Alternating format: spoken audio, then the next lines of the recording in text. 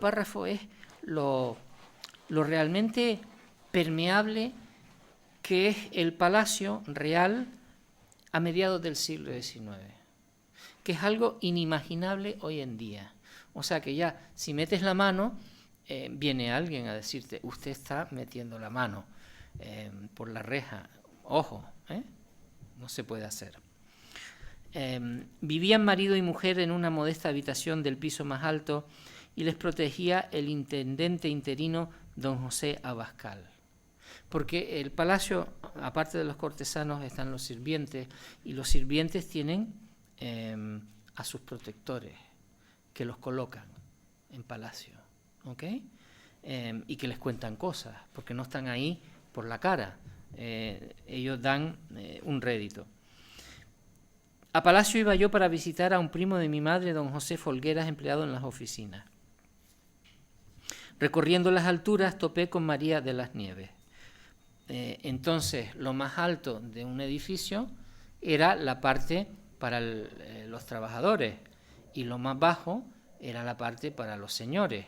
Ahora se ha invertido la relación. Esto lo encontramos mucho, por ejemplo, en la literatura de Balzac y de Dickens, que los señores viven tienen entresuelo, piso 1, máximo piso 2, y el servicio está arriba en el ático.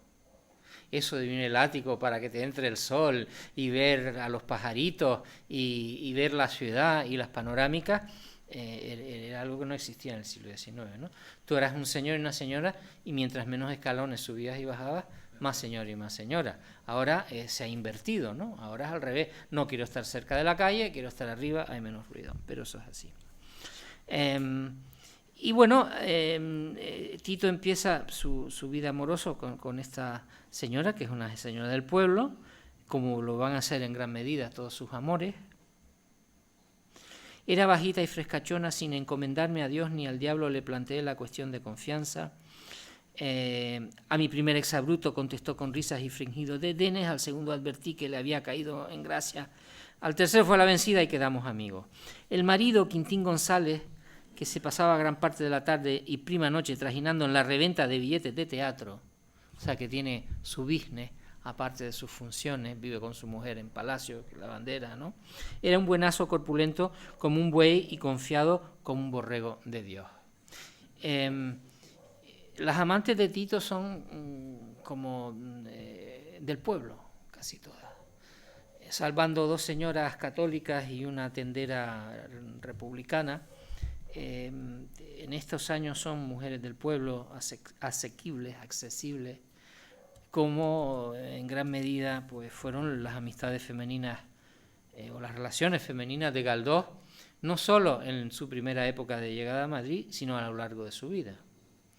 Porque Lorenza Cobián no era ninguna aristócrata. Él después tuvo, por supuesto, su famosa relación con la condesa de Pardo Bazán y al final de su vida con Teodosia Garmendia, que era también una dama de alcurnia, pero era una relación de estas platónicas, ¿no? O sea que no importa, no cuenta.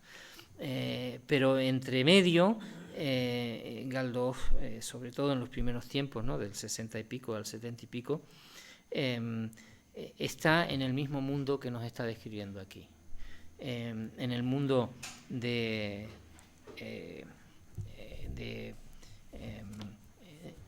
donde encontramos, bueno, a personajes del pueblo, a prostitutas, a sus chulos, a políticos radicales, en las peores tabernas. No en las mejores tabernas, en las peores tabernas, ¿no? Entonces, en este sentido, Amadeo I, al ser una novela que coincide con la época de Galdós, en Madrid, su primera época y su juventud, nos dice mucho indirectamente de él, aunque después él se protege, el amigo canario y no sé qué. El conocimiento que él tiene de este mundo, ¿no? De estas calles tan laberínticas de estos entornos del centro viejo de Madrid, pues son las que él conoce por ello. Página ahora, el final del capítulo 2, 4, 3, 8, su amorío con la planchadora acaba pronto y él se enamora de una chica que se llama Obdulia, que tiene una amiga que se llama Celestina. Ambas serán en distintos momentos novias, ¿ok?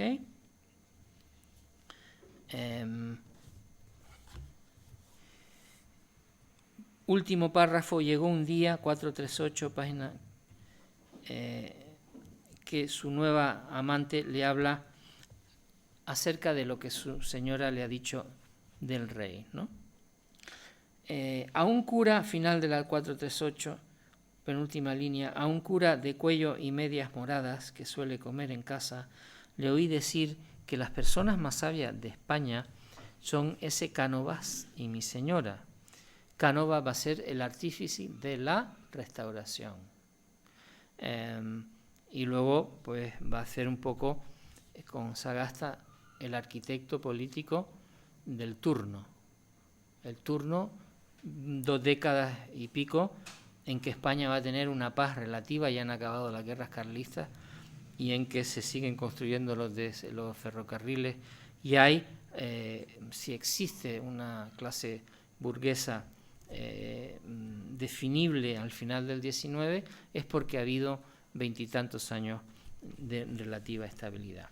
Bueno, pues me dijo ayer que este rey que han traído tendrá que tomar el tole dentro de unos meses, o sea, se va a tener que ir por donde vino, porque en esta tierra no puede cuajar rey extranjero.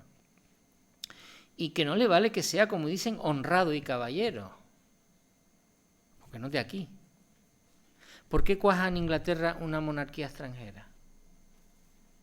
Que no son los Estuardos, ¿verdad? Recordamos que los duques de Alba, la duquesa de Alba tenía más derecho al trono inglés que la propia reina, porque ella era Cayetana de Alba, Fitz James Stuart, o sea, en línea directa de Carlos I de Inglaterra. Los ingleses aceptan a los hanoverianos en primer lugar y después a los Windsor, que no se llaman Windsor sino Saxe-Coburg-Gotha, porque el Parlamento lo ha decidido así, y siguen siendo muy monárquicos con familias monárquicas extranjeras. Pero aquí llega Amadeo, después del desastre de Isabel II, el desastroso reinado de Isabel II, ¿no? Con las partes de culpa que ella tendrá o no, que no son todas, y España, que luego es un sitio tan hospitalario, ¿no? Donde la gente te habla por la calle y te acoge y te invita a comer a casa, ¿no?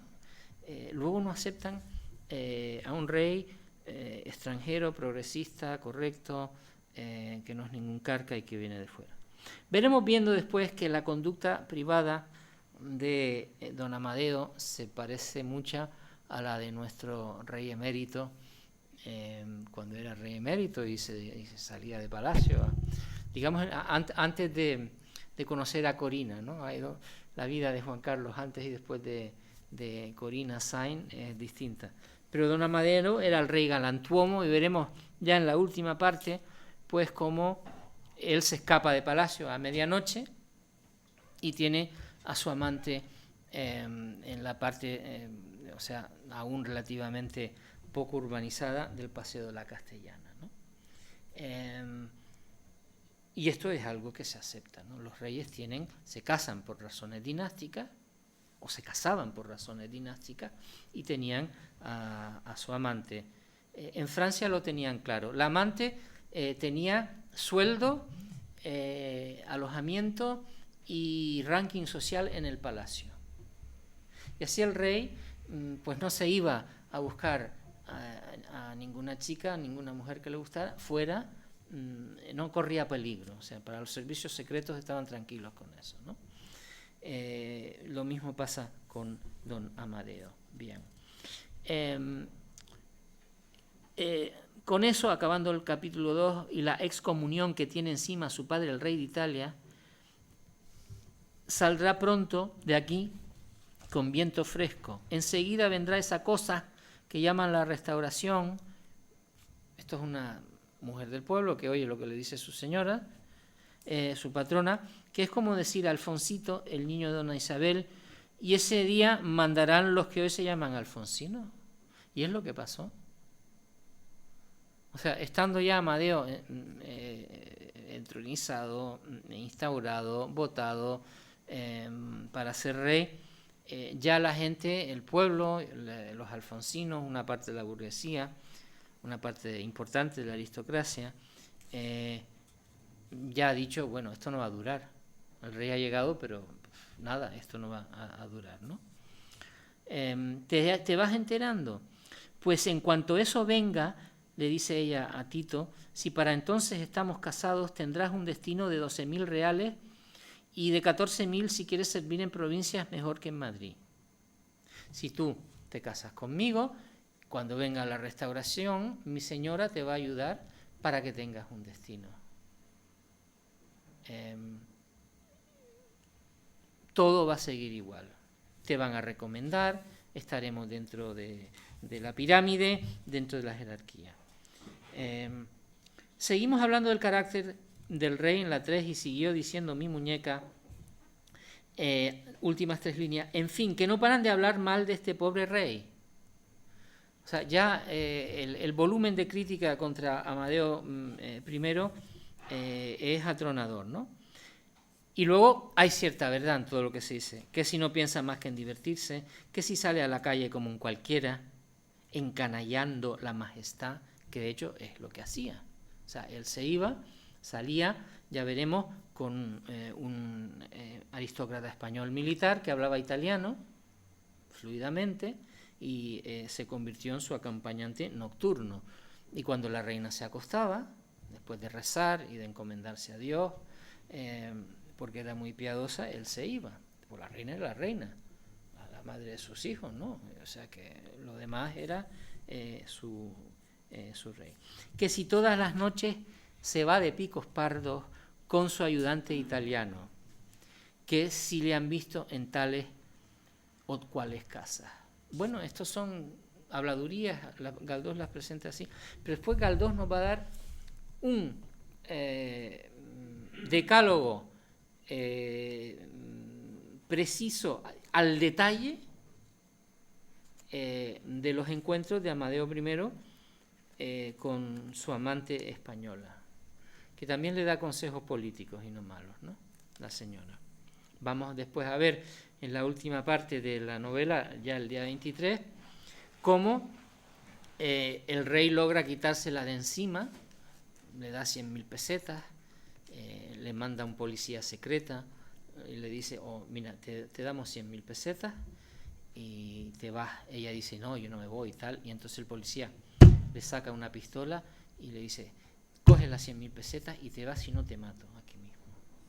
Entonces se acaban los problemas con ella, y poco después esto sucede en Santander. Santander es la ciudad que protagoniza el final de esta novela, y veremos que el mismo conocimiento que Galdós tiene de Madrid lo tiene de Santander.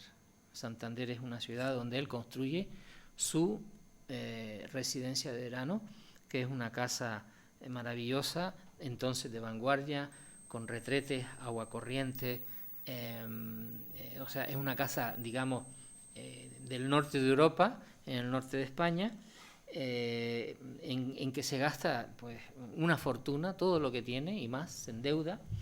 De esa casa solo queda la reja, porque con un criterio, muy mal criterio, pues no logró salvarse esa casa.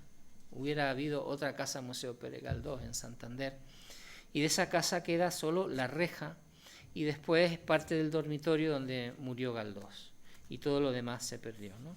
Es una gran pérdida para nuestra historia. Bueno, seguimos hacia adelante, saltamos ahora a el capítulo 4, 446, y nos vamos a la página 450. Y he traído hoy otro libro, que es la revista España. Bueno, esta no es del 70, del 71, es del 79, de esa década, ¿no? Década en la cual trabaja Galdós en ella. La revista España no da razón de sus comités editoriales, sino los datos básicos de impresión. Y bueno, es una revista que habla de historia, de política, de ensayo filosófico, de la ciencia, y es la revista de élite, ¿no? Intelectual, ¿no? Entonces, este es aquí. Sí, este es un original del año 79. 79, ¿no? Y entonces, en la página 450, Galdós nos hace el retrato de su director Albareda. ¿Ok?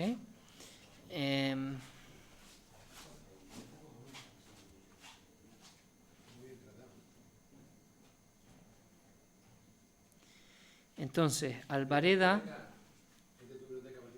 Sí, eso era me vino por los libros de Franchi Roca, ¿no? Tengo un montón, pero bueno, traje esa hoy y se ha conservado muy bien desde el siglo XIX, ¿no?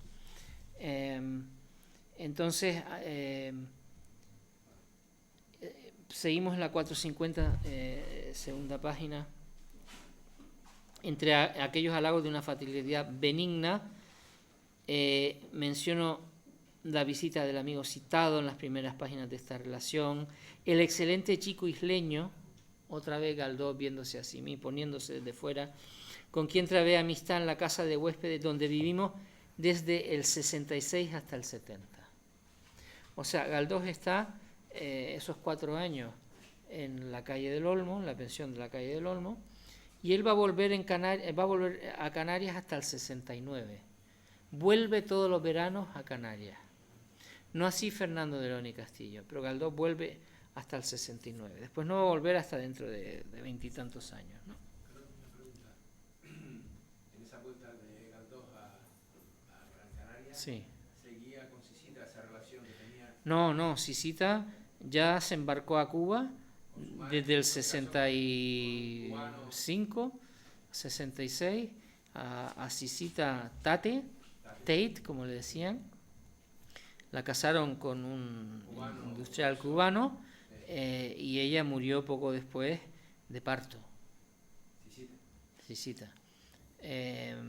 Por supuesto lo sabía Galdós, y bueno, entonces la relación con ella se interrumpió radicalmente en el primer viaje de Madrid. Es el motivo por el cual... ¿La madre murió aquí? La madre murió aquí, sí. Bueno, y era parienta directa, ¿no? Sí. Ellos eran primos, ella era parienta por los Hurtado, y entonces, bueno, ahí lo interrumpieron todo, ¿no? No vino el tal a mi casa por visita de cumplido ni por ociosa charla, vino a proponerme que fuese a trabajar con él en el debate. O sea, Galdós empieza a escribir en Madrid en el debate. Ya veremos lo curioso que resulta este... A ver, mírenlo todos, por favor, porque yo creo que es interesante que vean la revista España, ¿no?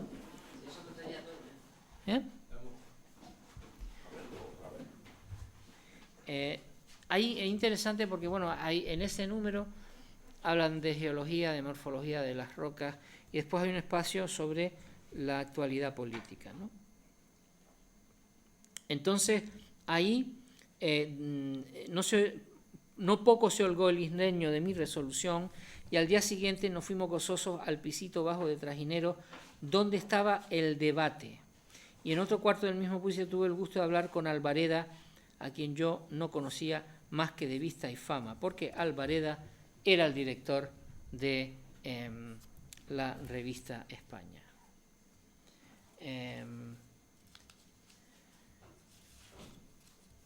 Por las 11.000 vírgenes que me fue muy simpático el caballero andaluz. Hombre más salado no he visto, y si en la primera visita me cautivó por su gracejo, cuando el trato afinó mi conocimiento, le admiré por su talento macho y por la viveza con que percibía y atrapaba las ideas políticas culminantes en cada día. Inspirado por José Luis, que así le llamaban sus íntimos, escribía yo de todo: teatro, vida social, política. Entonces, cuando Galdós empieza a escribir en la prensa, hace estas mismas cosas, ¿no? Esto es totalmente autobiográfico en ese sentido, ¿no? bueno, está el retrato de Albareda, un personaje importante en la vida intelectual, periodística de España. Vamos ahora a la 453, capítulo 5. 453, teatro, capítulo 5. Entonces, el debate, que es un diario liberal. Perdona, estuvimos, Manolo, otro día en una conferencia sobre los orígenes de la aviación comercial en Canarias. Sí. Y uno de los primeros vuelos comerciales que se instauraron fue, trajeron 5 números, entre ellos el debate en avión. Fíjate. Venían con una carga de 5 kilos entre el ABC, el debate y el progreso. Y el progreso. Para dejarlo aquí. El primer vuelo que se trató como comercial. Pues todos esos periódicos ya existe, por lo menos el debate y el progreso ya existían desde esta época, ¿no?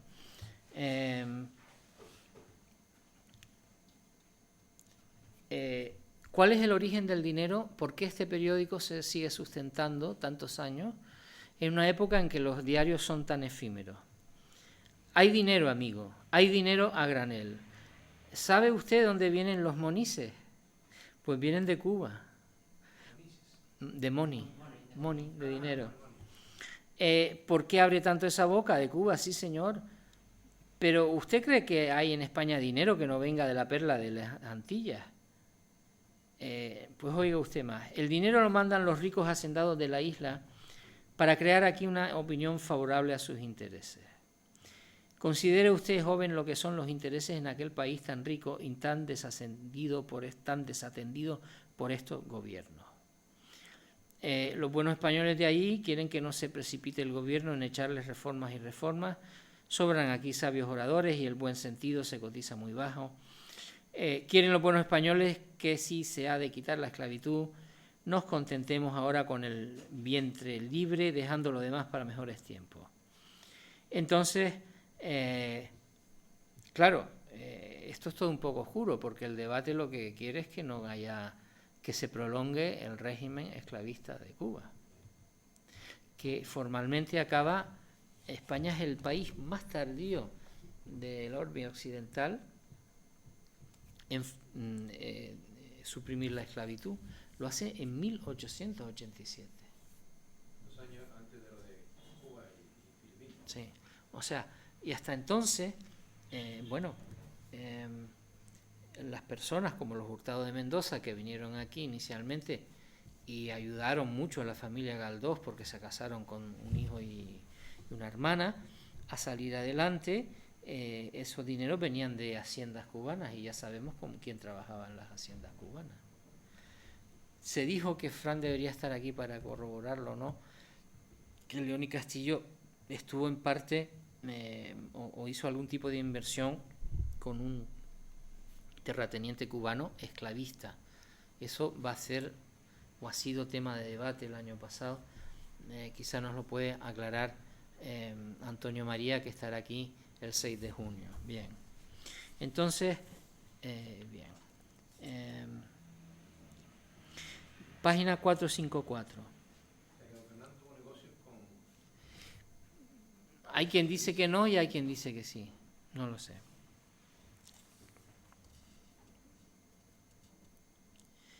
Y para cerrar el retrato de Albareda en la 454, me guardé bien, último párrafo, de contar a don José Luis lo que había visto y oído, tal vez soñado. Tratando en largos días al maestro y a sus amigos, llegué a la certidumbre de que el debate, como otros periódicos de Madrid, vivía de la savia cubana. Esta pasaba por las manos de Albareda sin que en ellas quedaran ni partículas del precioso metal. Todo era poco para el cuerpo y el alma de la publicación, imprenta, papel, redactores. El hombre que sostenía con fatigas y el apoyo de sus amigos la Revista de España fue un grande y desinteresado propulsor de la cultura de este país. Fue el más aristócrata de los periodistas y el más elegante de los políticos. Las campañas que él inspiraba llevaron siempre el sello de la distinción exquisita. En constante contacto con la gente linajuda, se mantuvo fiel a los ideales de la soberanía de la nación, era conservador a la inglesa y predicador del self-government. ¿Ok? Bien, entonces Albareda, en este sentido, es un liberal avanzado y es amigo y hombre de confianza en la revista España de otro de las personas claves que la financian, que es Fernando de León y Castillo, que es director de la revista y financiador de la misma durante 20 y tantos largos años, desde que llega a Madrid, hasta que ya acaba pues su participación directa en la política española cuando es cesado como ministro de ultramar. Poco después, 2 años después, ya parte a París. Bien. O sea que Galdós no lo cita, pero ellos están aquí en los mismos lugares y en los mismos momentos. Bien.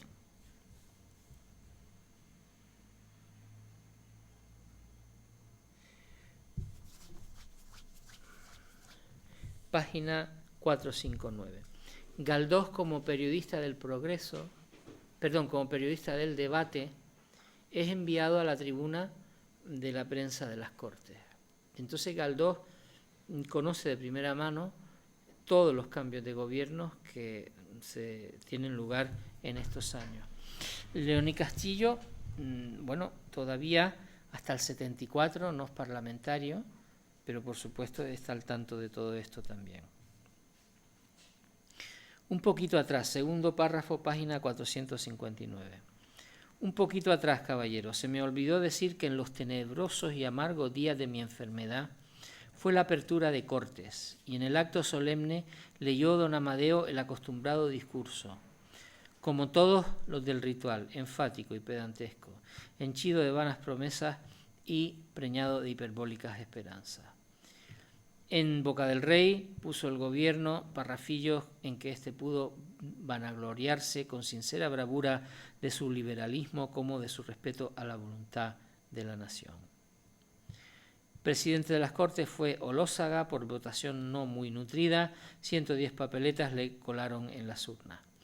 La oposición era tremenda, o sea que los gobiernos en la época de Amadea tienen, que son gobiernos de coalición, tienen mayorías muy ajustadas.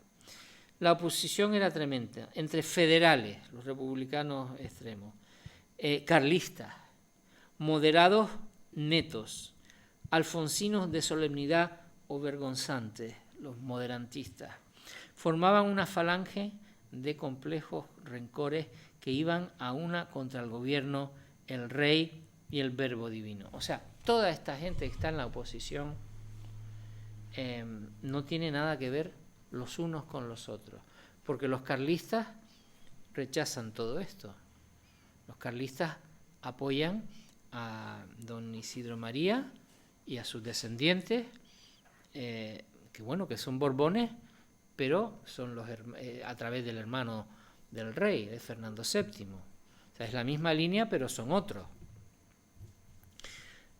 Los alfonsinos lo que quieren es la restauración, que vuelvan los borbones oficiales con Alfonso XII. Y luego los republicanos lo que quieren es cargarse a la monarquía. Pero les une el hecho de estar en contra de Amadeo I. Es lo único que les une, ¿no? Es una situación totalmente explosiva, inestable, y es una oposición en realidad que no tiene fuera de esto, ningún tipo de criterio común. Simplemente están en contra de este rey extranjero y como estuvieron en contra de la iniciativa de Prim cuando ésta pasó por las Cortes. Pero Olózaga como presidente de las Cortes, como explica aquí, Olózaga no fue mentor de la reina también, ¿o fue que hubo cierta relación con Isabel II? Bueno, yo no sé, él fue, digamos, consejero de Isabel II, sí. Que haya habido no relación, no se puede decir con los Borbones porque todos sufren de priapismo y de satiriasis, que es una morbosidad sexual incontrolada. Bueno, esto es un tema, ¿no? O sea, Isabel II, Alfonso XIII Don Juan de Borbón, no es que no lo sé, pero desde luego su hijo sí. Su hijo, el emérito, sí, ¿verdad? En fin, entonces, bien, bueno, si hubiesen sido así reyes progresistas, pero es que eran así, no eran nada, no servían para mucho. Bien, entonces la situación política a la que llega Amadeo es explosiva, ¿no? Bien, seguimos a la página 462 para conocer más periódicos de la época, en los cuales también escribe Galdós. O sea que Tito y Galdós son prácticamente, aunque Galdós se pone como el chico isleño simpático, ambos en realidad son lo mismo, ¿no? Son el trasunto de lo que vivió Galdós. Final de la 462. En largos y calurosos días esperé mirando a la esfinge del mañana. Por pasar el rato escribía gratis en La Igualdad y en la Ilustración Republicana Federal. La Igualdad durará un poco más, el otro periódico será más efímero. Tenía su redacción en la Plaza de la Cebada 11 y la dirigía Rodríguez Solís. En la lista de colaboradores figuraba todo el santoral republicano con los pontífices a la cabeza. Pero los más constantes eran Roque Barcia, del cual ya hemos hablado, del cual habla mucho León y Castillo, Roberto Robert, Ramón Cala y otros de vago y hoy olvidado nombre. Por supuesto, fuera de las simpatías políticas de Fernando de León y Castillo, que era un hombre del centro, era un hombre liberal, o sea, no era un hombre moderantista, conservador, era un hombre que al final acepta la Restauración como el mal menor en un país que ya con la presencia de Amadeo vivió la tercera, la intentona carlista y la última guerra carlista. O sea, León y Castillo, cuando están en las Cortes ya, al final del 68-69, él ve el sexenio revolucionario como la mayor pérdida de tiempo político de esas fuerzas republicanas y progresistas que han logrado la revolución del 68. Y entonces él llega al convencimiento íntimo de que la izquierda en España, lo que hoy llamamos la izquierda, los republicanos, no pueden gobernar el país porque por encima de su programa privan las diferencias sectoriales. Y esto sigue siendo la historia de la izquierda, yo creo que en todos los países de Europa. Y verbigracia el nuestro en la actualidad, ¿no? Donde hay distintas facciones, ¿no? de las tendencias izquierdistas que lo que hacen es, bueno, muchas veces dificultar el gobierno con proyectos de ley, puntualizaciones y debates que en realidad siempre es igual, entorpecen otras cosas principales, ¿no? Vemos que La Igualdad se llama el periódico La Igualdad, pero es un periódico político republicano, no es la igualdad de hoy en día, que hoy la igualdad es que géneros sexuales tengan todos sus derechos, y porque ya no somos heterosexuales, somos cisgéneros, que son los hombres que se les asigna el sexo de varón al nacer. Esto es surrealista, ¿no? Se les asigna el sexo varón al nacer, como si el sexo se pudiera asignar, y que están contentos de su condición, lo cual ya los hace a todos sospechosos, porque no quieren ser más mujer o no están seguros de ser hombres, o el cisgénero, ¿no? Entonces, bueno, ¿cómo ha cambiado las acepciones, ¿no? La aplicación del término igualdad, ¿no? Igualdad en la política española, en la cultura política española, hasta de antes de ayer significaba una medida, la lucha por la igualdad social, ¿no? Más socializante que genérico. Pero ahora ya la igualdad, yo le hablo de la igualdad a mis alumnos y piensan en lo otro. En la igualdad del feminismo y todo eso. Bien.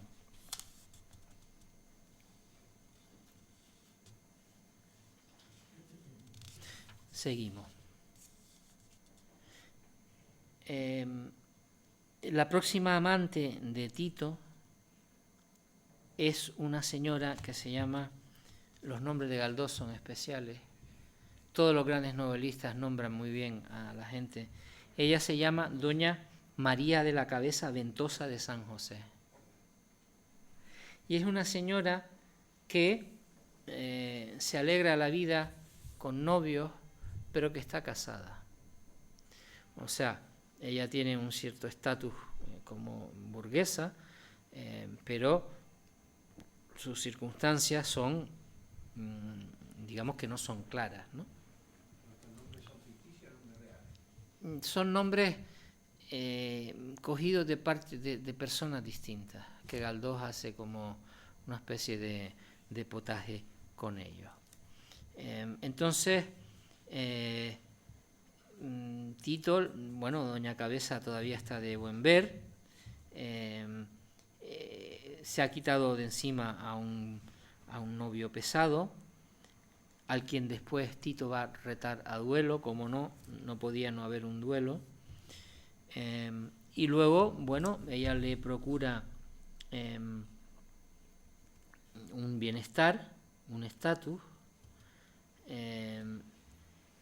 pero que Tito, que es liviano de cascos, como ya hemos visto y su nombre dice, va a acabar tirando por la borda porque se va a ir de juerga 3 noches y 3 días y Doña María lo pone de patitas en la calle, ¿no?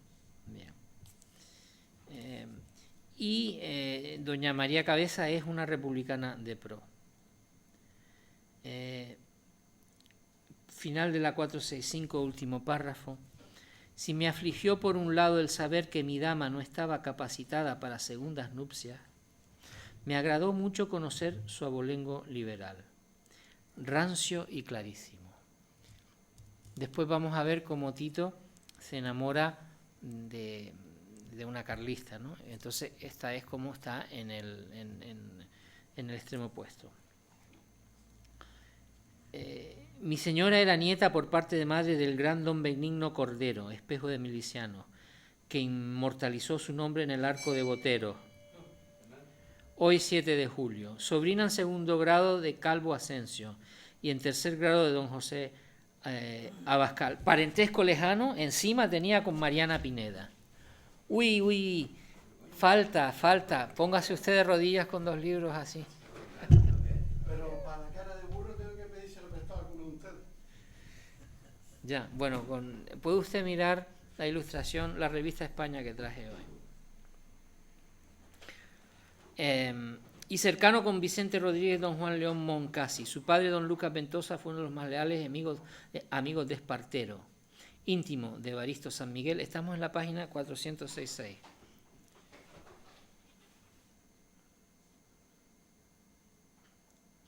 Entonces, esta señora es como un símbolo de la feminidad republicana y revolucionaria, ¿no? Era la encarnación del ideal progresista, y en sus 2 tiendas se refugiaron 1 y 1000 veces los cabildeos electorales y aún los tapujos revolucionarios. Toda esta tradición cálida y candorosa fue acumulando en la cabeza de mi Doña Cabeza, tan entusiasta de Prim, como no, el gran progresista, que lloró 3 días cuando le mataron. Muerto el héroe, la idolatría de mi dama vino a condensarse en el único santo que a su parecer representaba la gloria del progreso, tanto el periódico, ¿verdad, Jesús, que tú acabas de mencionar ahora? Don Manuel Ruiz Zorrilla, a quien León y Castillo, del cual no se fiaba. Él consideraba que era un personaje que no se podía contar con él, que se aliaba con este, con otro y tal, ¿no? Bien. Bueno, y entonces Tito está encantado Bien.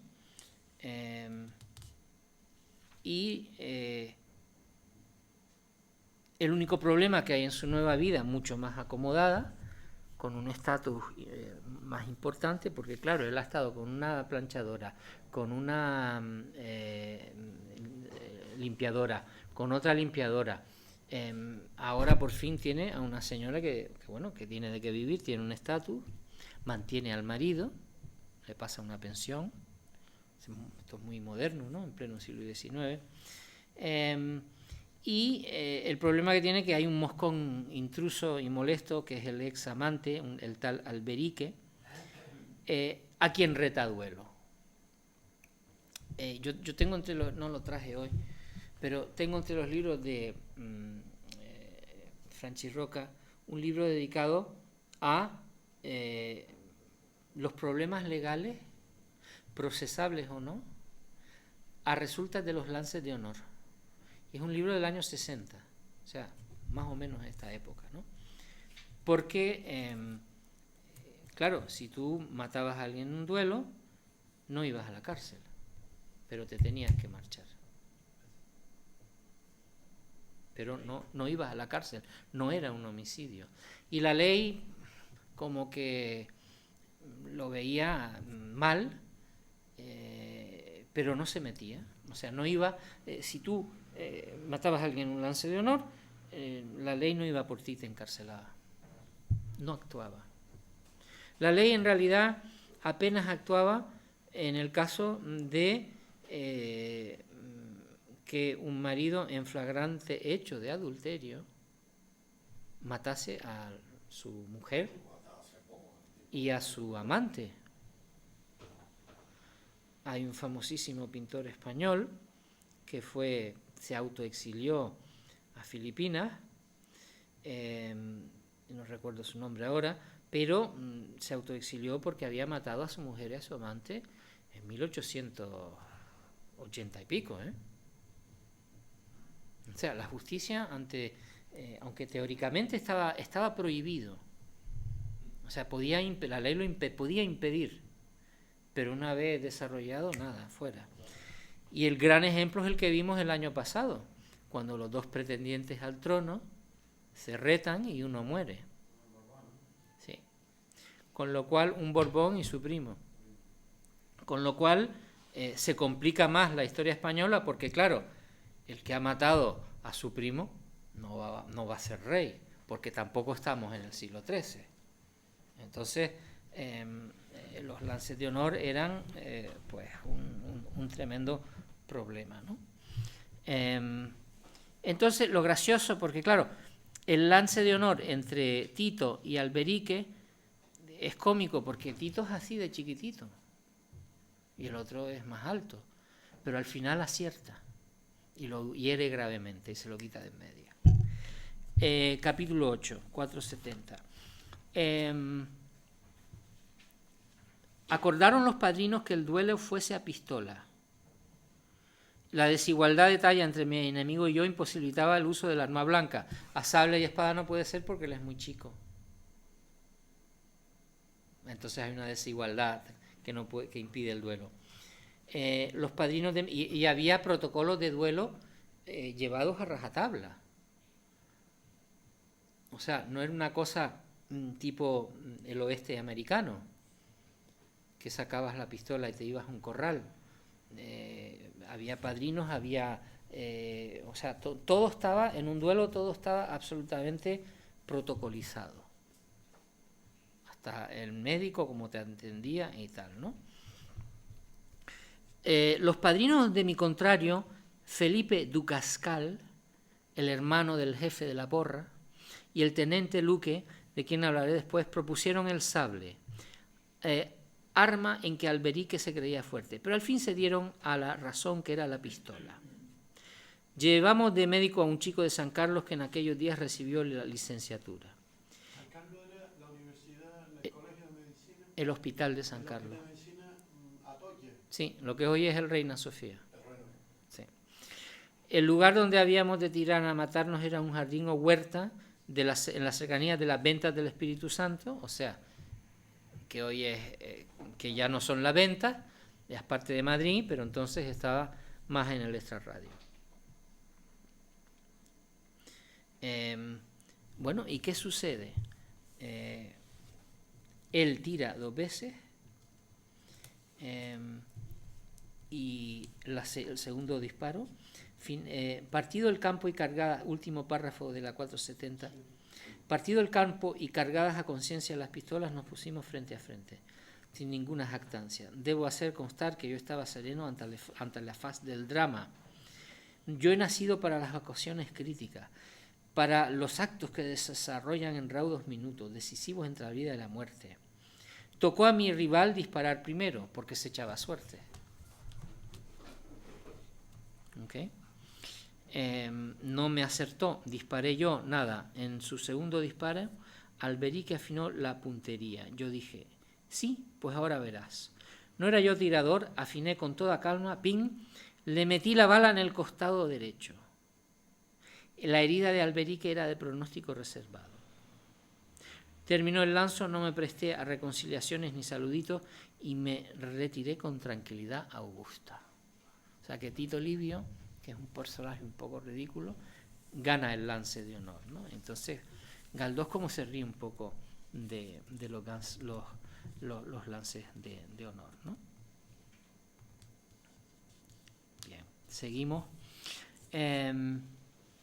Página 474, final del capítulo 10.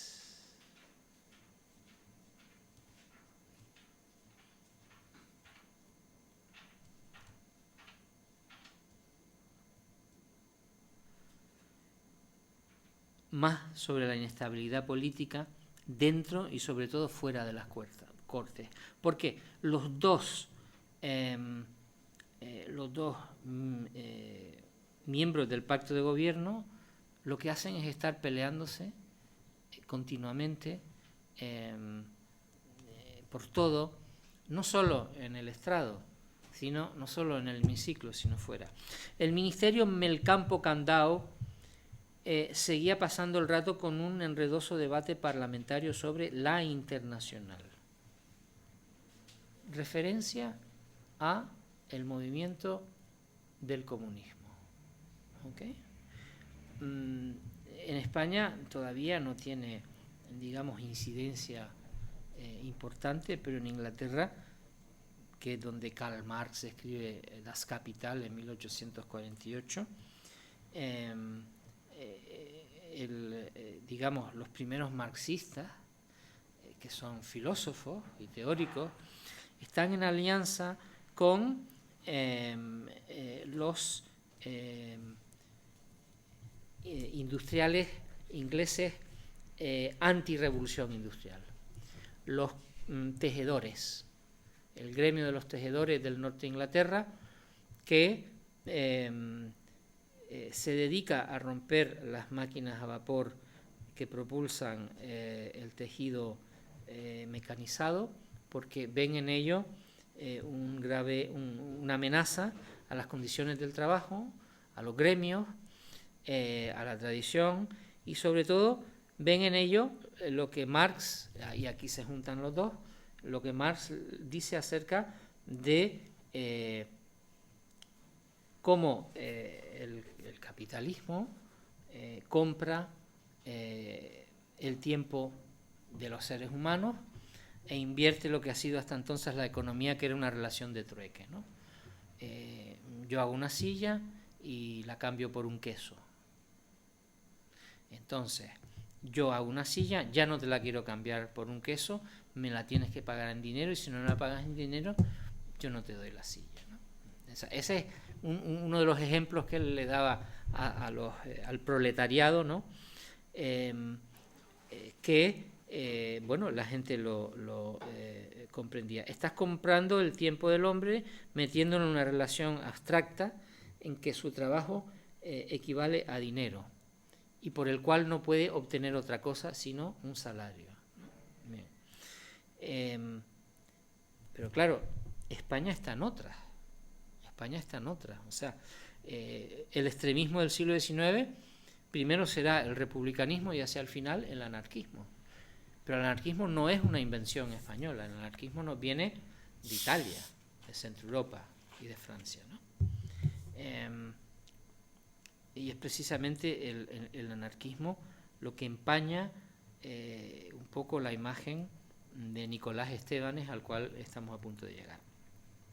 El interés político no estaba en el Congreso, sino fuera de él, nos dice Galdós, en los conciliábulos y recíprocas embajadas de los dos feroces bandos que se disputaban la primacía.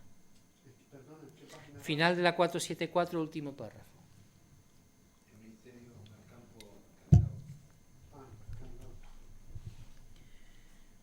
O sea, en vez de avenirse y reconciliarse y tener ese programa que les pide Amadeo I, al margen de que Amadeo I tuviera sus amantes y le gustara irse con una por las noches, bueno, él entendía que no se podía vivir en un país, gobernar un país donde los dos partidos que tienen una alianza política para gobernar están todo el día peleándose. Porque nosotros, de lo que pasa en las Cortes, sobre todo alrededor de las Cortes, sabemos esto. Pero es mucho peor de lo que se piensa, ¿no? Las tensiones con Podemos y el PSOE son muy grandes. Pasa que los medios te dan 2 minutos, 1 minuto, pero ahí hay un choque continuo, ¿no? Y ahora más, paralelismo, ¿puede hacer un paralelismo con ese conciliábulo fuera del Congreso? Que da más importancia a lo que diga la gente piensa, sino a lo que se explica en el Parlamento. ¿Me explico? Sí, pero yo creo que ahora hemos mejorado, porque entonces la situación es aún peor. Dice Galdós, los dos feroces bandos que se disputaban la primacía rompieron en terrible pelea zorrillescos y sagastorros. Cada uno de los jefes de estas dos revoltosas taifas dio al país su manifiesto. O sea, nosotros gobernamos, pero cada uno, pero yo pienso esto y él otra cosa. Leílo yo y la verdad, no encontré gran diferencia entre una y otra soflama. No era obra de romanos concordarlos y hacer de los dos uno solo, que fuera cimiento en que fundar honrosas y duraderas paces. Los padres de las criaturas que parecían mellizas, o sea que piensan más o menos lo mismo, pero les separan las pequeñas diferencias. Cosa que en el otro extremo político, el conservador, las diferencias ideológicas o las diferencias programáticas se suelen poner en un segundo plano, porque priman otras fuerzas. Ustedes me entienden, ¿verdad? Lo que les estoy diciendo. Porque quizás, o sea, hoy no, pero porque un día viene alguien del PP y me cierra las conferencias. Pero eso suele ser una dialéctica que se mantiene en todo el universo desde hace siglos y en mucho tiempo. Los padres de las criaturas, Zorrilla y Sagasta, se vinieron a nombrar un jurado o comisión de arbitraje que examinara los dos manifiestos y desarmándolos y volviendo a armar en un solo cuerpo de doctrina conducta, creara el progresismo único de una sola pieza, amplio terreno dogmático en que pudieran vivir y comer todos los caballeros de la orden setembrina. Qué cosa más sencilla vive Dios y qué facilísima dificultad. O sea que, estando muy cercanos en muchas cosas y de acuerdo en muchas, o sea, el plan de la administración pública, el saneamiento de la hacienda, hacerla más eficaz, que no lo era, la monarquía constitucional, el debate inicial sobre la escolarización de los niños obligatoria, aún estando muy cerca los dos, les cuesta muchísimo llegar a un acuerdo. Yo me pregunto si esto es una característica propia de esta parte del sur de Europa o si hay otros factores. Apoderados de don Práxedes fueron Calatrava, el Marqués de Perales y don Cipriano Montesino.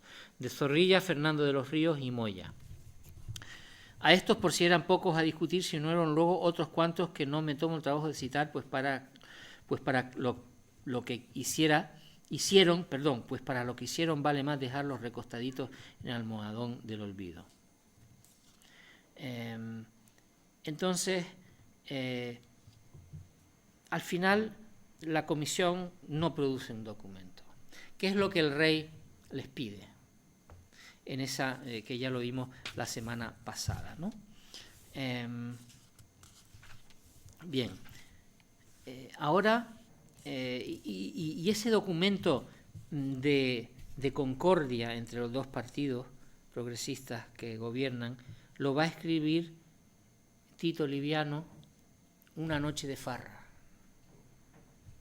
O sea, él se lo va a inventar y va a hacer ese documento, ¿no? Eso más adelante. Ahora vamos a ver la tía Mariclío, página 479,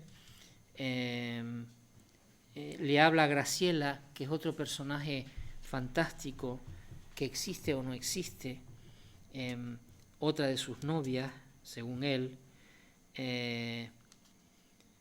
y le dice, le pregunta a Tito, ¿quién es esta señora mayor que anda rondando siempre tu casa, ¿no? Una vieja.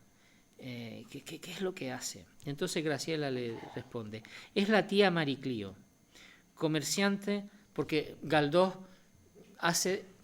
crea su versión hispana de la musa griega, ¿no? Mariclío, claro, ¿cómo no? Es la tía Mariclío, comerciante de antigüedades y papeles viejos, que ha venido a menos. Yo le doy albergue y me hace servicios menudos y recados. Tú la conoces, no te hagas de nuevas. No se ha podido averiguar la edad que tiene. Hay quien asegura que nació un poquito después del principio del mundo. No siempre está en el mal pergenio en que ahora la ves. Si en tales o cuales días viene a menos, en otros sube a más. Y se pone unas botas al modo de borceguíes de cuero carmesí, con tacones dorados, de gordinflona y ordinaria se te vuelve esbelta y elegante, sabe más de lo que parece y cuando escribe lo hace con primor. Llámala para que te ayude y te dará buena cuenta de lo mucho que ha visto y te alumbrará las entendederas para que sepas ver lo que ahora pasa. Y entonces Mariclío va cambiando según las circunstancias, ¿no? Ella es la historia. Y si las cosas están muy chungas, se viste muy mal, y cuando las cosas están mejor y son más dignas, se viste mejor. Y ella en Tito ve al aliado perfecto porque Tito es un cabeza hueca. Y tal día está aquí, tal día está en otro sitio, conoce a todo el mundo. Entonces ella lo convierte en su secretario, su informante, ¿no? Y en un momento dado le va a salvar prácticamente la vida. Bien.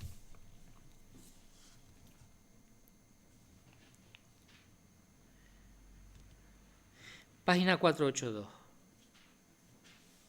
Entonces, a través de Tito de nuevo, Galdós escribe el documento que tendría que haber escrito Manuel Ruiz Zorrilla para llegar a una concordia política con su copartido de gobierno.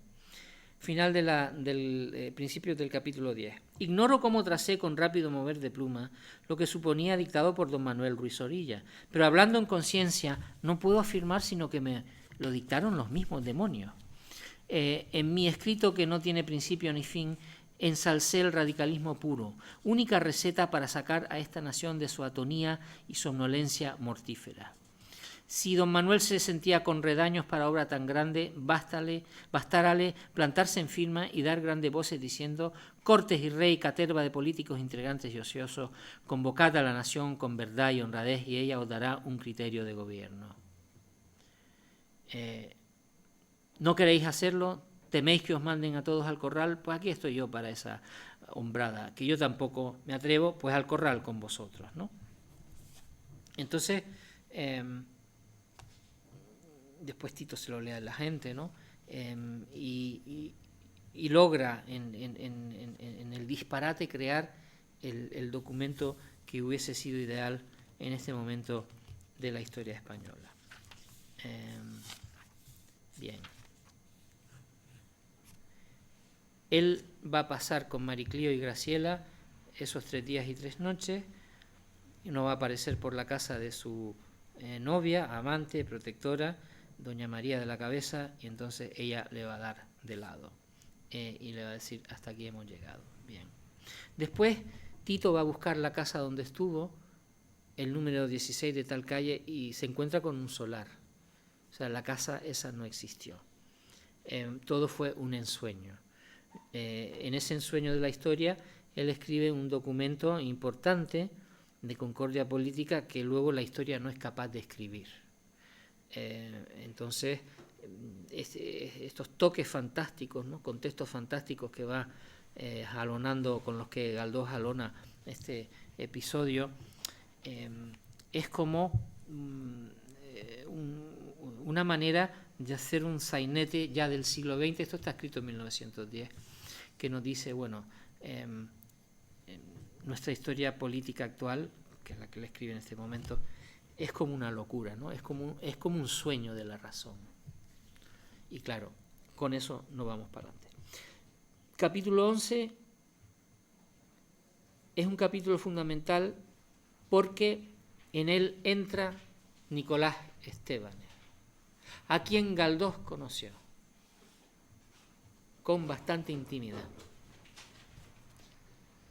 Conoce al Nicolás Estébanez que viene de Cuba con lo puesto, con su uniforme blanco de oficial, habiéndose dado de baja del ejército.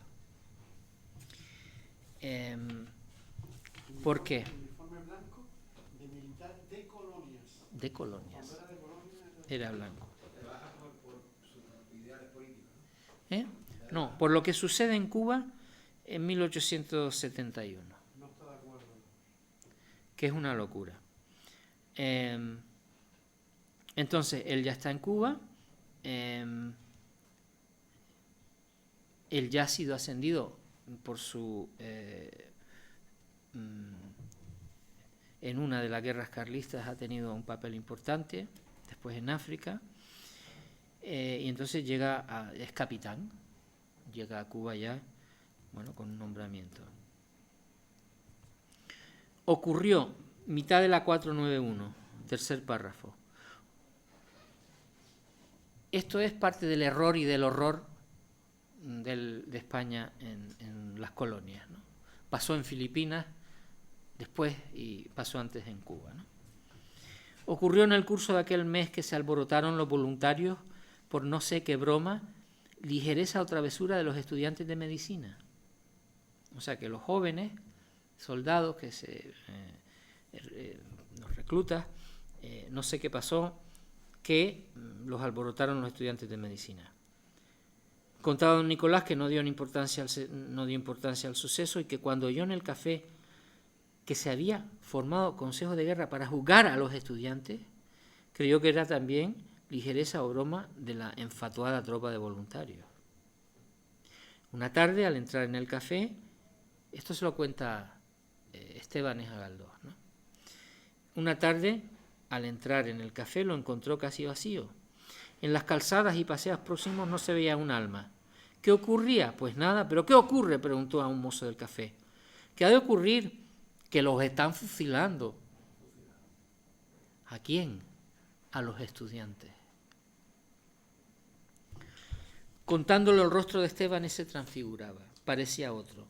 Nunca, ni antes ni después, me dijo, en ninguno de los trances por que he pasado en mi vida he perdido por tan completo mi aplomo.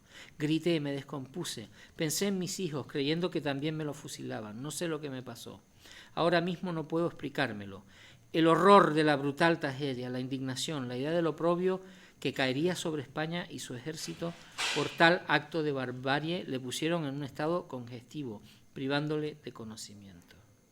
Fue menester sangrarle. Amigos cariñosos lo llevaron a su casa. En una noche de insomnio y horribles pesadillas, atormentado por la idea y visión de que le arrancaban de cuajo el alma y con ello los sentimientos más arraigados, Estébanez pasó por todas las formas de la demencia. Y cuando ésta fue declinando hacia la serenidad, surgió la inquebrantable resolución de abandonar la isla. O sea, que él se vuelve loco ante este acto de violencia política injustificada,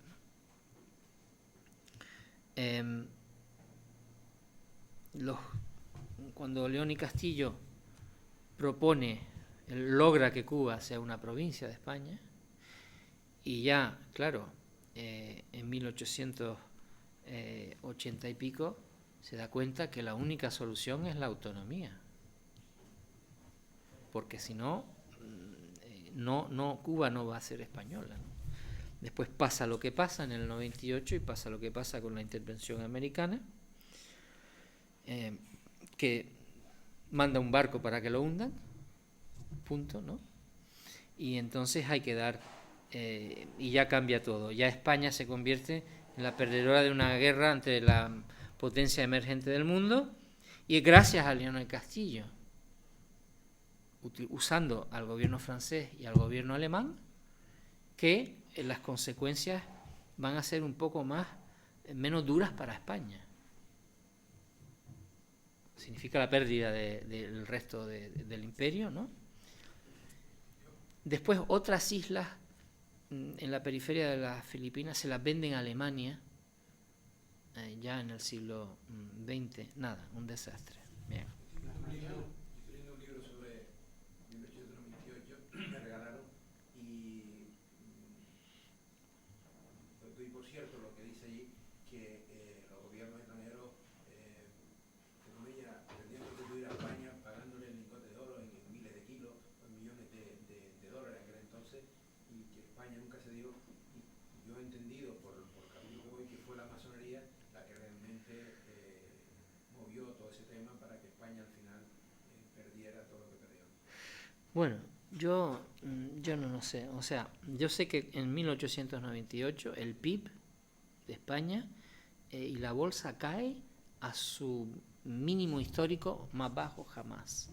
Solo equiparado por lo que pasó con el confinamiento. O sea, todo el país está sumido en una crisis económica de incalculable profundidad. También un factor de pánico, de inversión, porque claro, se ha perdido lo último de las colonias, ¿no? Pero bueno, este capítulo es parte junto al que yo les di, que salía de este librito, nos relata, bueno, cómo es la vida de Nicolás Estebanes, el Nicolás Estebanes recién retornado a Madrid, y su vuelta en esa goleta y en ese barco absolutamente azarosa, ¿no? Que casi no llegan. Una boleta para llegar a América, para llegar de Cuba A América, que casi no llegan, ¿no? pasar el Atlántico, no.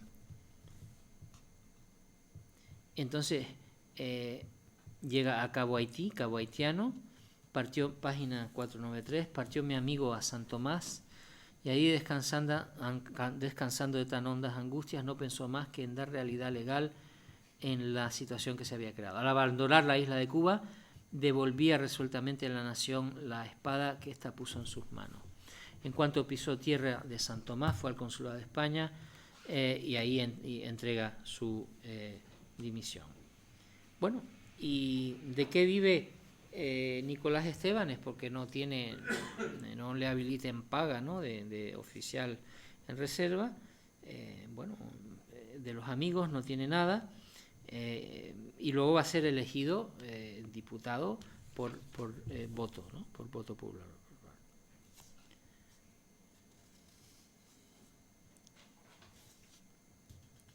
Bien, volveremos a ver a Nicolás Estebanes en breve.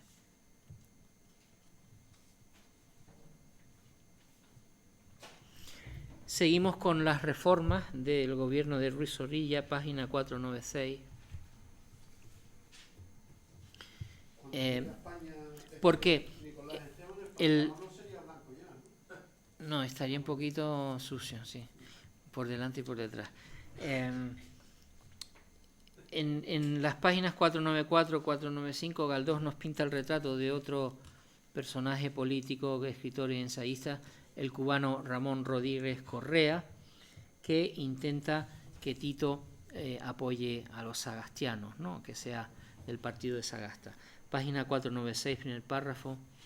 De broma en broma fui a parar a mi grave profesión de fe política. diciéndole que yo no quería cuentas con Sagasta, el cual era el escepticismo, el aplazamiento, el ya se verá. Y yo he aceptado de lleno el programa de don Manuel Ruiz Orilla. La reforma inmediata, radical, concluyente, libertad de cultos, enseñanza totalmente laica, derechos inalienables, imprescriptibles, igualdad social, reparto equitativo del bienestar humano, supresión del voto de castidad, desamortización de conciencias, ejército cívico, autonomía municipal y provincial.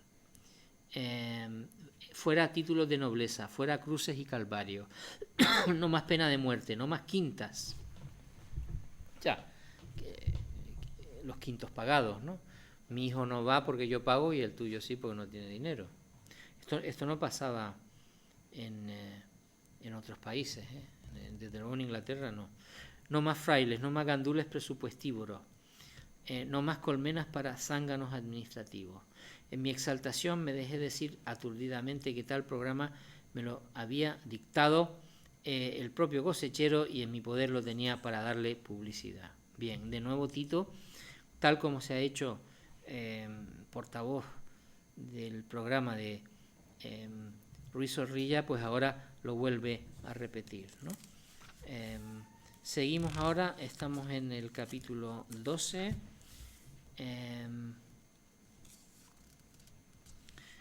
Y Tito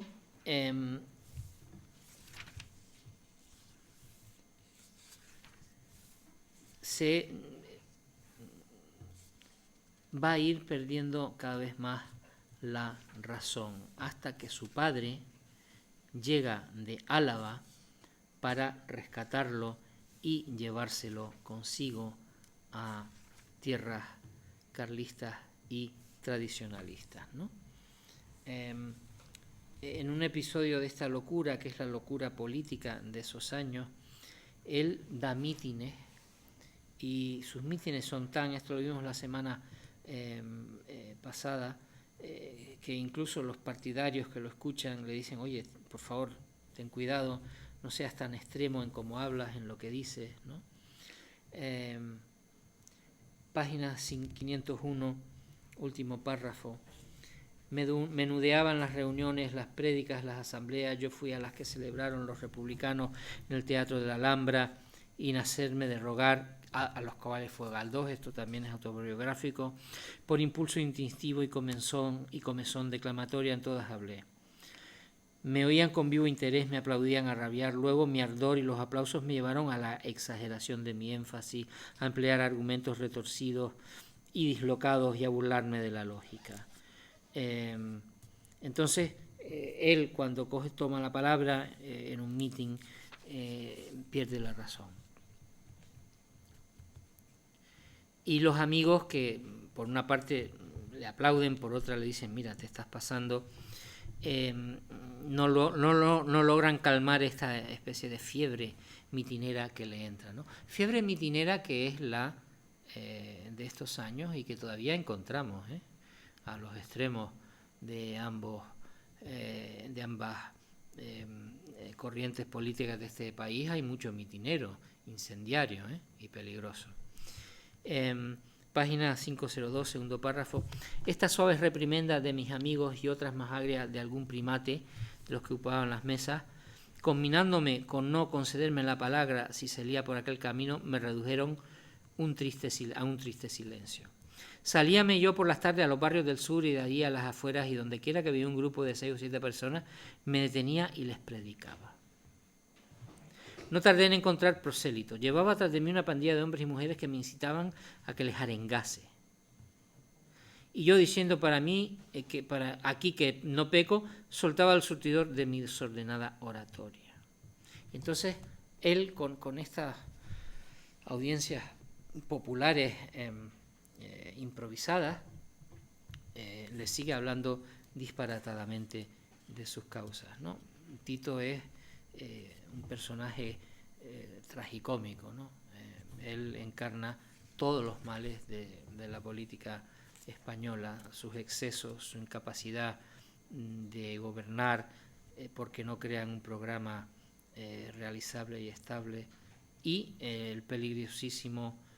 la peligrosísima tendencia de arengar a las masas, ¿ok? Que hoy en día vemos, no tanto, la vemos demasiadas veces en las Cortes, ¿no? Y la vemos sobre todo en los mítines de partidos que están a cada lado del espectro político. Seguimos con el retrato de Estébanes, página 504, continuamos un poquito más.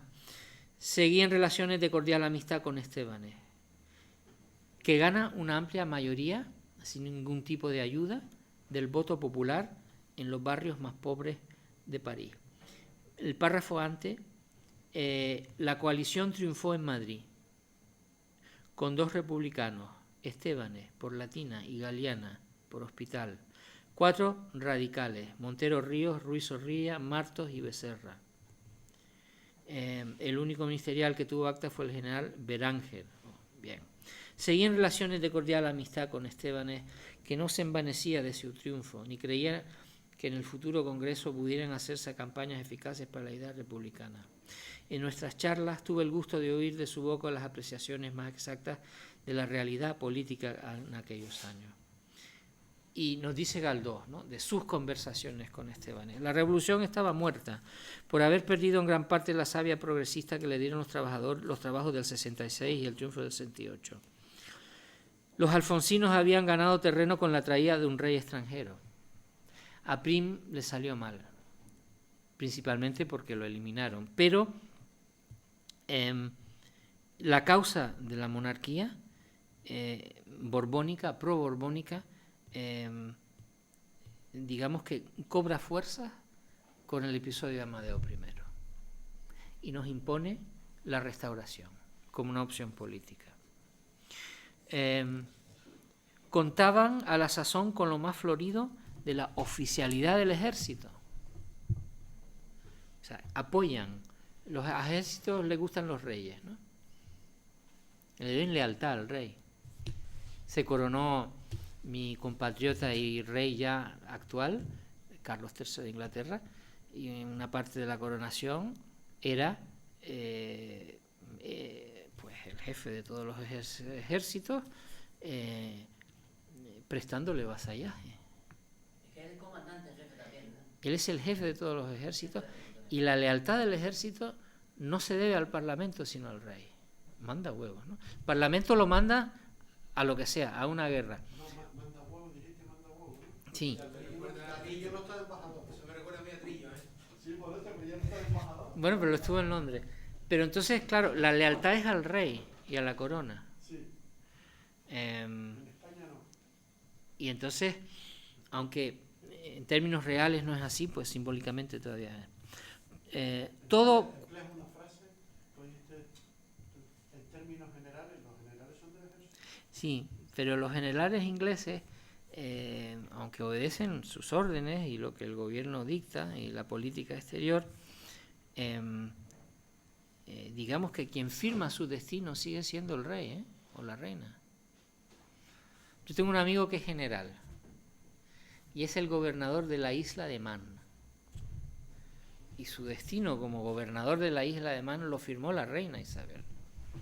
Aquí no pasa eso, creo, ¿no? No, pero Inglaterra sigue pasando. Entonces sigue don Nicolás. Todo cuanto veíamos despedía olor a muerto. Los gobiernos de don Amadeo no salían de la norma y pautas somníferas de los gobiernos anteriores a la revolución. Los vicios se petrificaban y las virtudes cívicas no pasaban de las bocas a los corazones. Administración, hacienda, instrucción pública permanecían en el mismo estado de quietismo y pereza oriental. No salía un hombre que alzara 2 dedos sobre la talla corriente. Hacía falta un bárbaro como Pizarro que sin saber leer ni escribir creó un mundo hispano en la falda de los Andes. Entonces, Estébanes se ha radicalizado, primero por supuesto por lo que le pasó y lo que vio en Cuba, y en segundo por llegar a Madrid y darse cuenta que España está sumida en una miasma política, social, de la cual no logra salir, y lo peor para él como republicano, que toda la dinámica del 68 se ha ido al traste. Se ha ido al traste porque los republicanos se han dividido en dos bandos, y esos dos bandos no tienen un programa común. De nuevo, el mismo problema que hemos visto con el gobierno de Ruiz Zorrilla y Sagasta, pues le pasa a los republicanos en la oposición, o los extremos de los republicanos en la oposición. De todas formas, eso que dice del fusilamiento de los estudiantes que se rebelaron, Sí. ¿no sería también en época en que estaba el general Bailler, que fue gobernador militar de la provincia de Cuba? Creo que Bailler fue un poco después. Fue después. Porque él tiene fama de que fue un sanguinario. Bueno, Bailler fue el primer militar español en usar los campos de concentración, que después los ingleses, leyendo sobre lo eficaces que habían sido en Cuba, ¿no?, para desmoralizar a los insurgentes, los ponen a funcionar en la guerra Boer, la guerra contra los Boer en Sudáfrica, 1905, por ahí, 1899, 1902, 1905, ¿no? Y bueno, el ejército inglés al final logra vencer, no vencer o atajar al ejército Boer, porque sus mujeres y sus hijos están en campos de concentración. O sea que nada es nuevo, ¿no? Son métodos de represión que Bailler utilizó muy bien en Cuba. Bien, seguimos.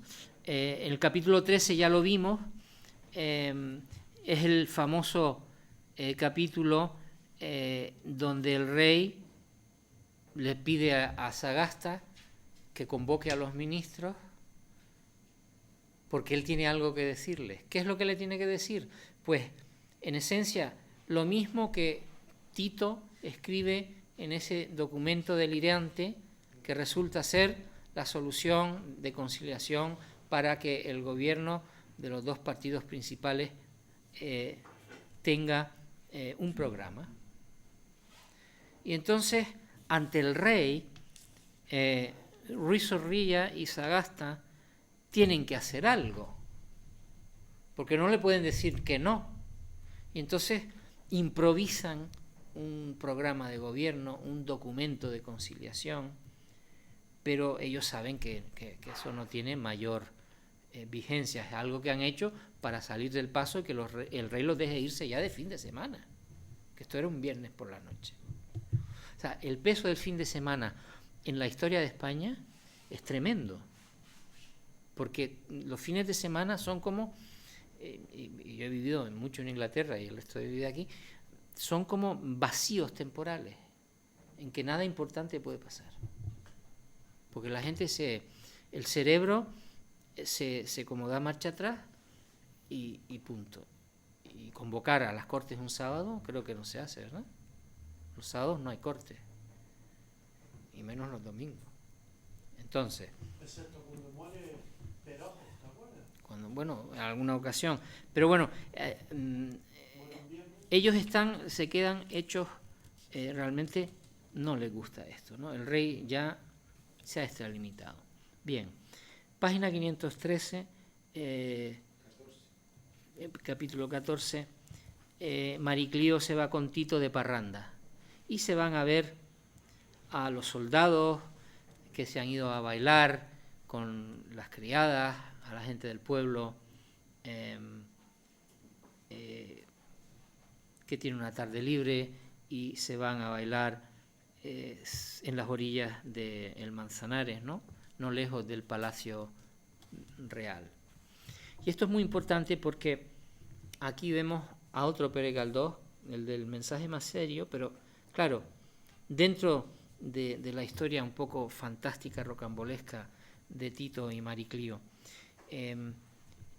A Galdós, los de la generación del 98, Unamuno, Barroja, Valle Inclán, que le pidieron favores, cartas de recomendación, y Galdós siempre se prestó a ella. Después ellos lo ridiculizaron, le llamaban Don Benito el Garbancero, se reían de su realismo. Pero es que antes de ellos, el regeneracionismo está en la prosa de Galdós.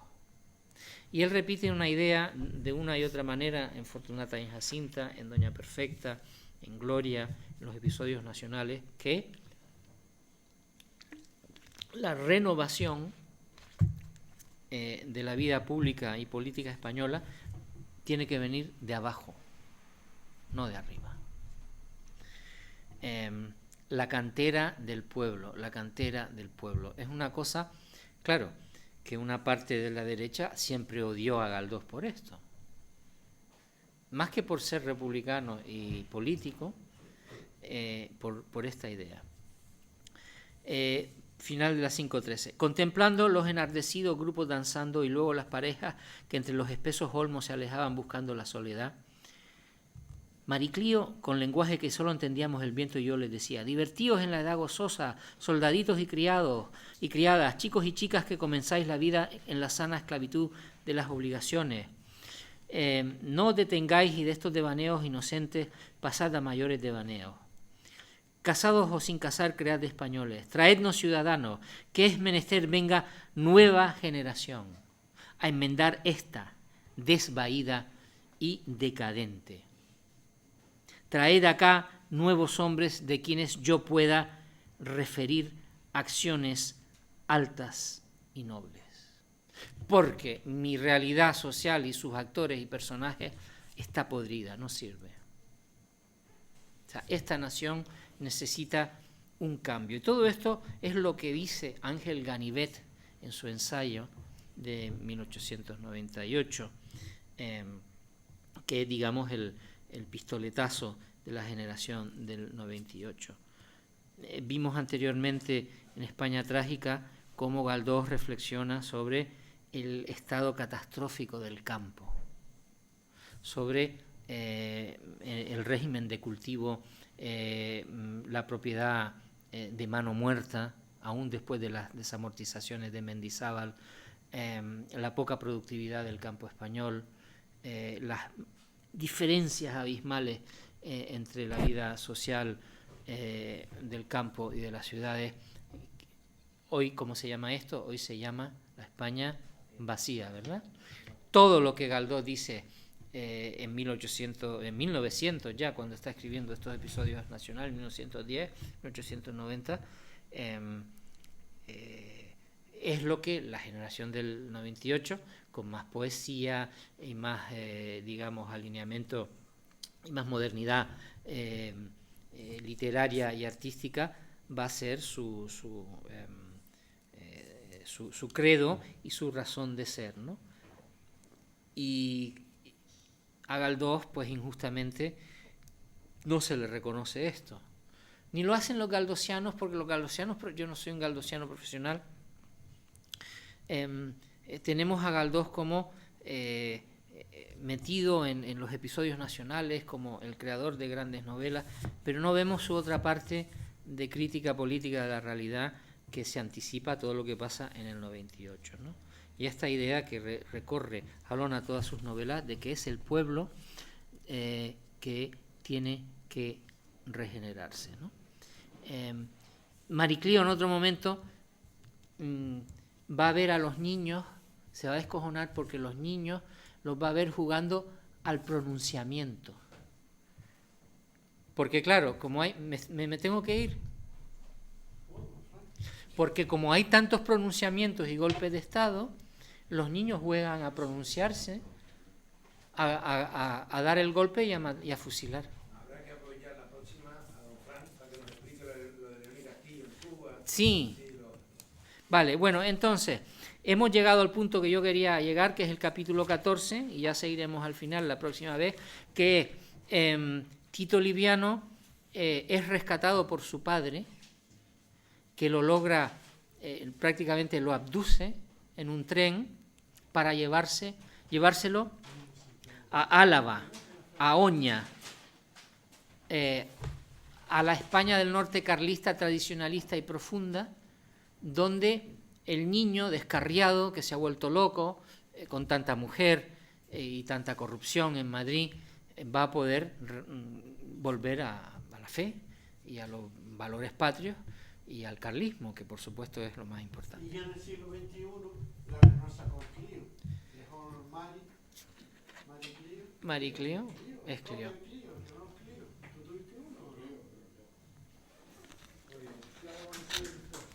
Bueno, gracias, seguimos.